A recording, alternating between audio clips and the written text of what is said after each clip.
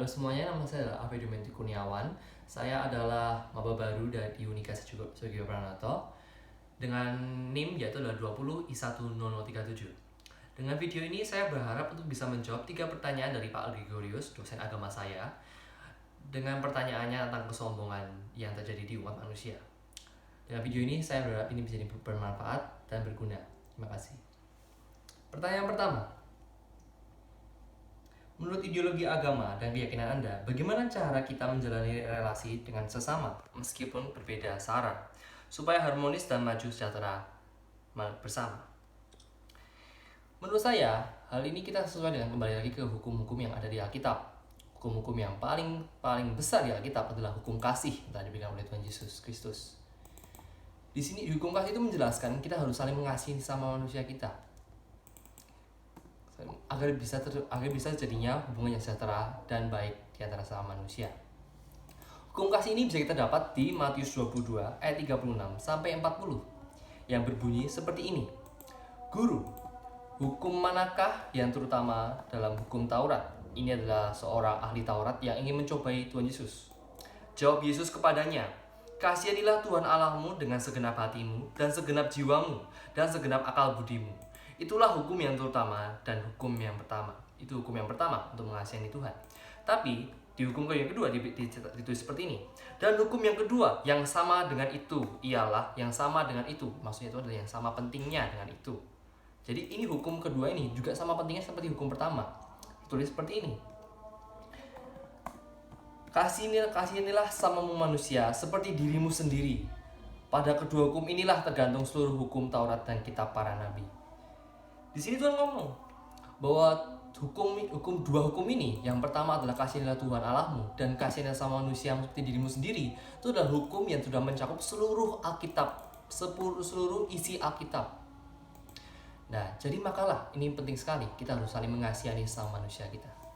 Lanjut ke pertanyaan kedua.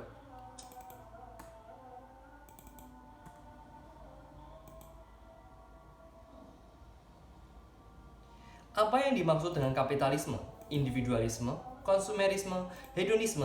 Apakah agama Anda setuju dengan hal tersebut? Berikan kutipan kitab suci terkait.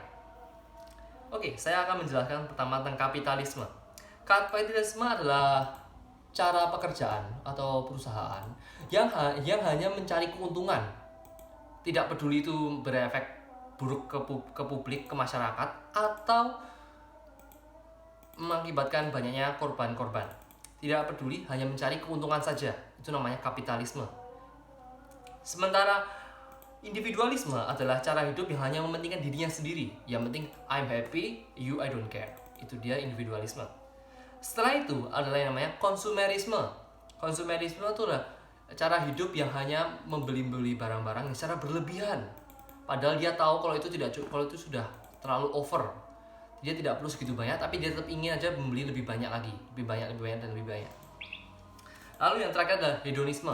Hedonisme adalah cara hidup yang hanya ingin live, enjoy the moment.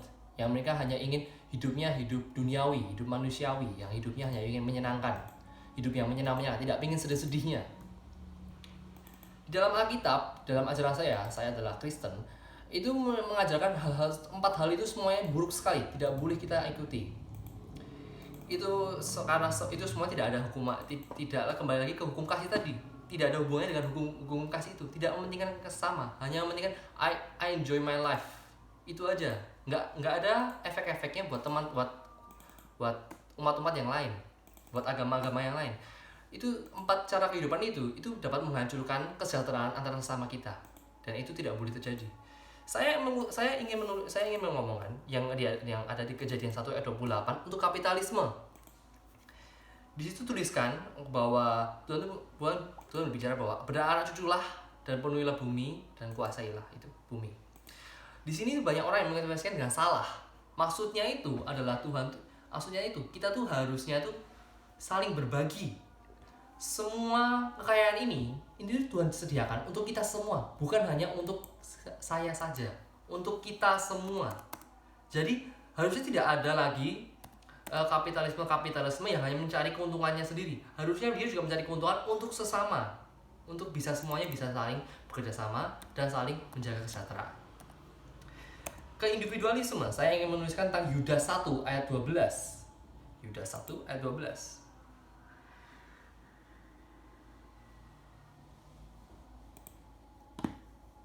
Yang bertulis seperti ini. Mereka inilah noda dalam perjamuan kasihmu, di mana mereka tidak malu-malu melahap dan hanya mementingkan dirinya sendiri. Mereka bagaikan awan yang tak berair, yang berlalu ditiup angin. Mereka bagaikan pohon-pohon yang dalam musim gugur tidak menghasilkan buah. Pohon-pohon yang terbantun dengan akar-akarnya dan yang mati sama sekali. Ini Tuhan tuh ngomong, kalau kamu mementingkan dirimu sendiri, itu hidupmu tidak berguna. Hidupmu tidak ada dampaknya. Hidupmu tuh bagaikan udah mati hidupmu itu. Kayak tadi anggur yang dalam musim gugur, tumbuhannya udah mati, tidak berbuah. Nah, makanya kita dari itu, marilah kita berbuah. Marilah kita mementingkan sesama manusia, tidak hanya mementingkan diri kita sendiri. Lalu lanjut kita ke konsumerisme, yang tadi adalah yang memiliki barang-barang yang berlebihan. Saya mengambil ini kutipan dari Roma 14 ayat 17.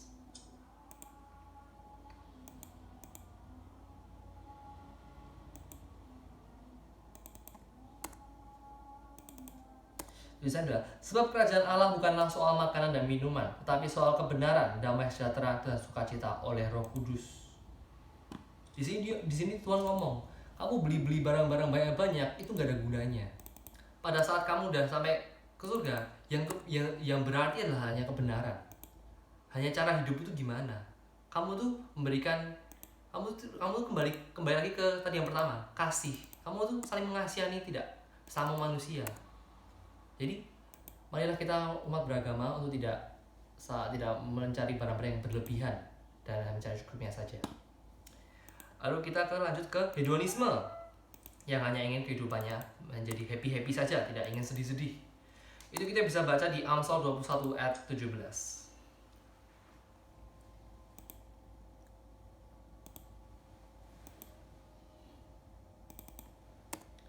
Yang bertulis seperti ini. Orang yang suka bersenang-senang akan berkekurangan. Orang yang gemar kepada minyak dan anggur tidak akan menjadi kaya. Di sini tulis, orang yang suka bersenang-senang akan berkekurangan. Tuhan sudah mencatatkan dengan baik-baik.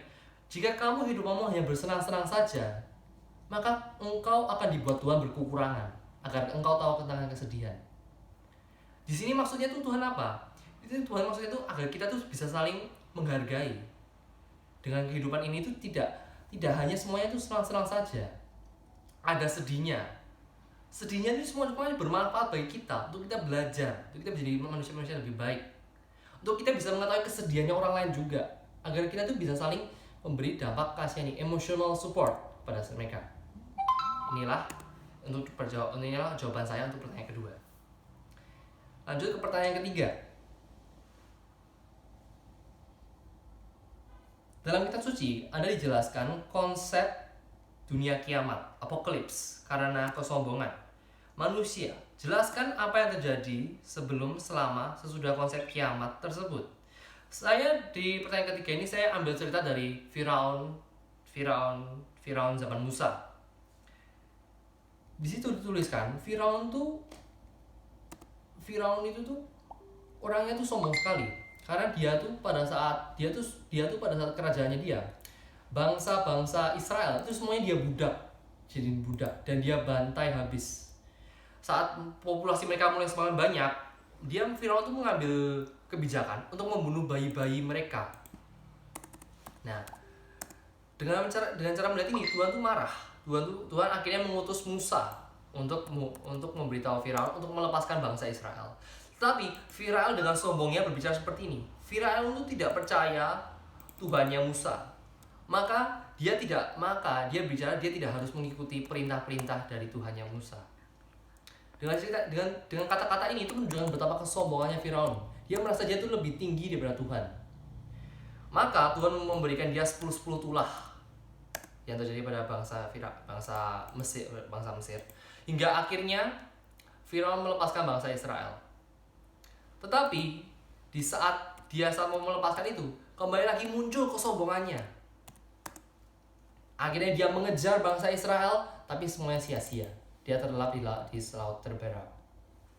Sekian dari saya, semoga semua ini bermanfaat. Terima kasih.